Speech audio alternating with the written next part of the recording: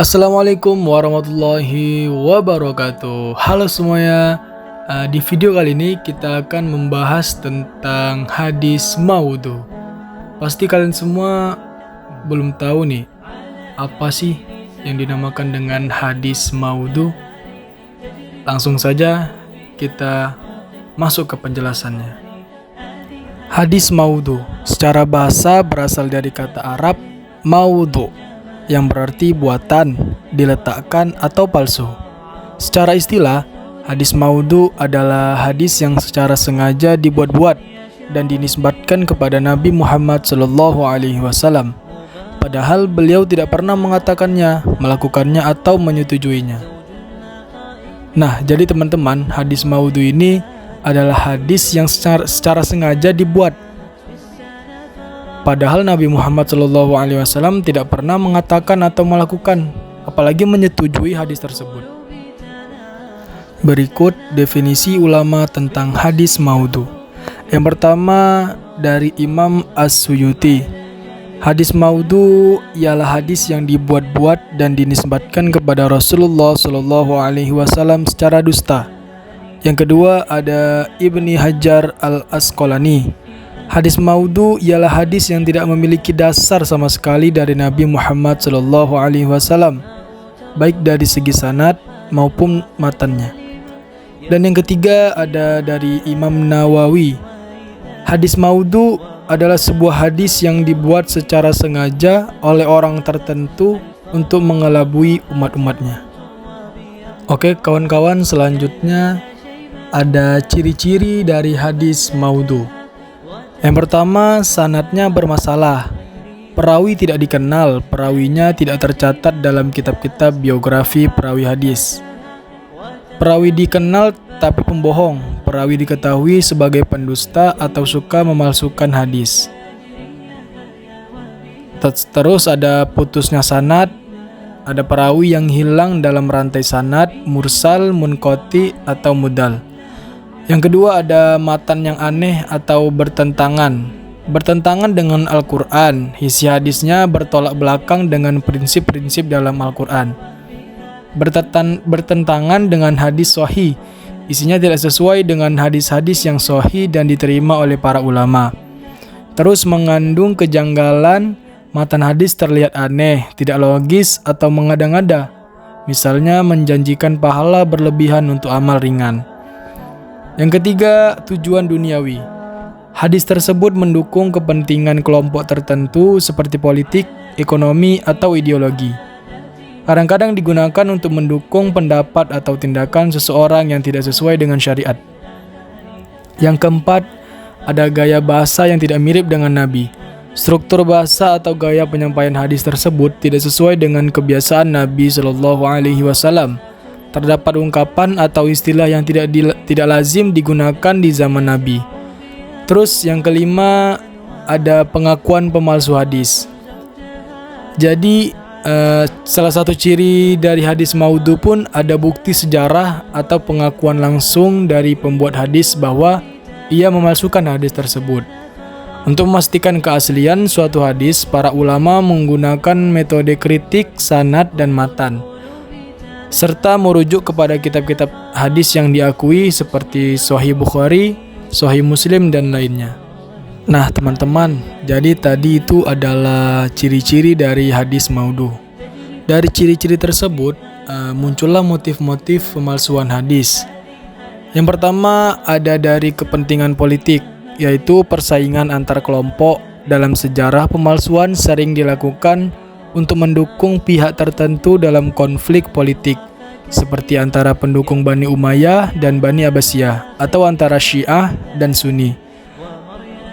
Yang kedua, mendukung mazhab atau aliran. Pemalsuan dilakukan untuk memperkuat pandangan suatu mazhab atau aliran tertentu dalam Islam.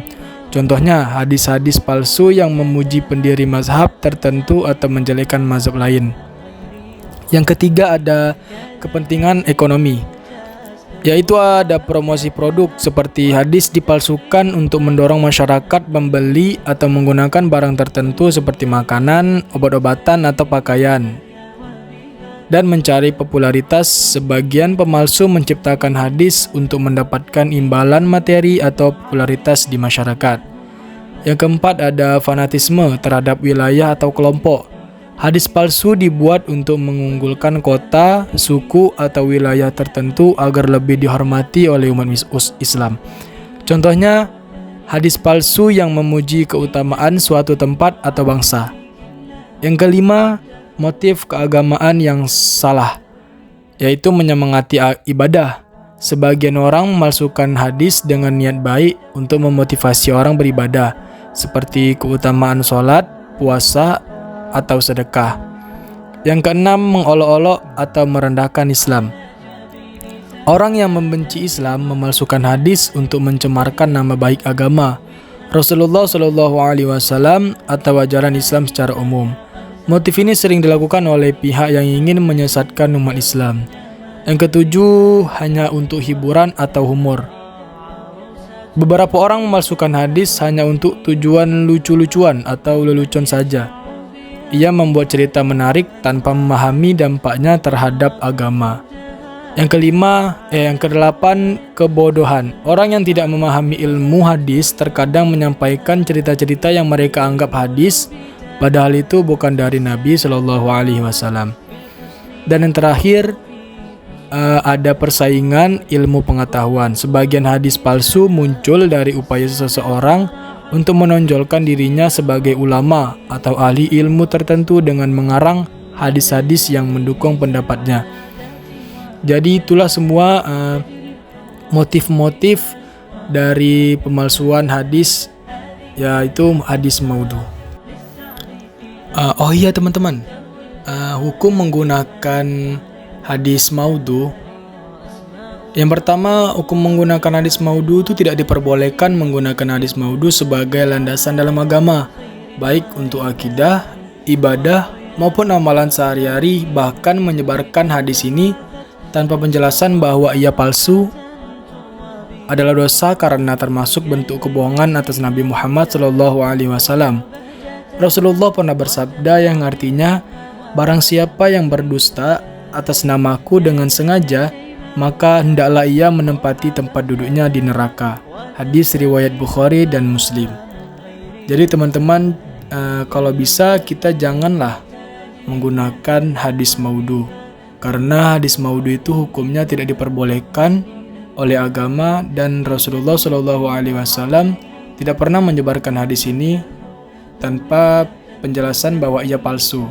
Nah teman-teman, itulah sedikit penjelasan ringkasan tentang hadis maudhu.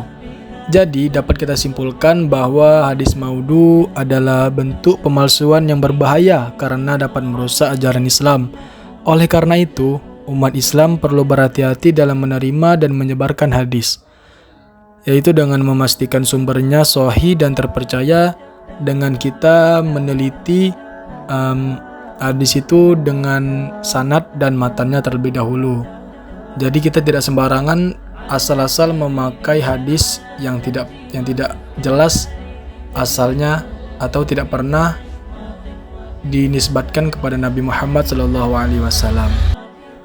Baik teman-teman semuanya, itu tadi ringkasan sedikit penjelasan tentang hadis maudhu dan ciri-cirinya menurut pendapat dari para ulama dan hukumnya bagaimana. Jadi terima kasih untuk teman-teman sudah menonton dan melihat serta belajar apa itu tentang maudhu, tentang hadis maudhu dan hadis yang tidak diperbolehkan oleh agama.